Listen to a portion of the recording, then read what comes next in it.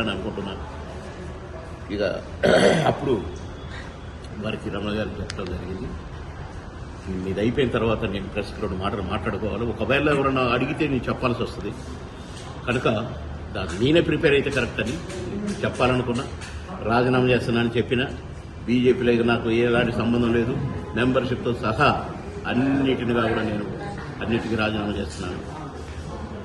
నాతోటి పోవాలని చూశారు. బీజేపీ ఏ పార్టీ అయినా నా పార్టీ గెలవాలని చూస్తుంది, కానీ బీజేపీ ఓడిపోవాలి అని చూసే పార్టీని ఈ పార్టీనే చూస్తున్నాను, ఈ లీడర్లనే చూస్తున్నాను.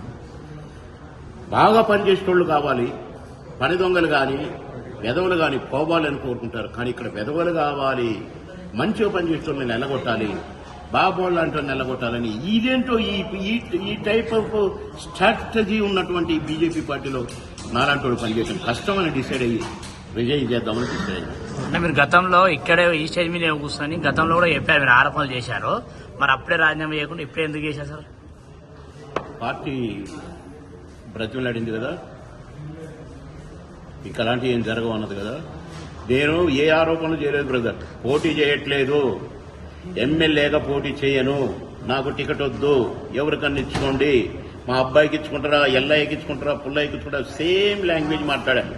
బాబు మన భాషలో తప్పులుండవు బ్రదర్, ఒకటి చెప్పి ఇంకొకటి మాట్లాడటం ఉండదు బ్రదర్. అప్పుడు నేను ఎవరి మీద ఏ ఆరోపణలు చేయలే. నెక్స్ట్ ప్రెస్ మీట్ ఉంటది, రాంబాణం వదులుదా అని చెప్పిన, కానీ నెక్స్ట్ ప్రెస్ మీట్ ఇదైంది.